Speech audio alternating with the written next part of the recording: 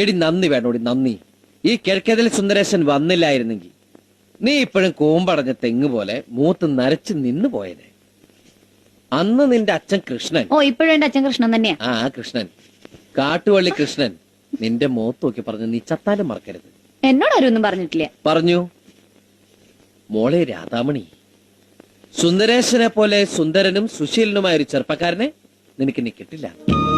അയ്യാടാ, സുന്ദരൻ കണ്ടേച്ചാലും മതി. ആ അതെടി ബോറടിക്കും. കല്യാണം കഴിച്ച മാസങ്ങൾ കഴിയുമ്പോഴേക്കും ഭാര്യമാർക്കെല്ലാം ഭർത്താക്കന്മാരെ ബോറടിച്ചു തുടങ്ങും.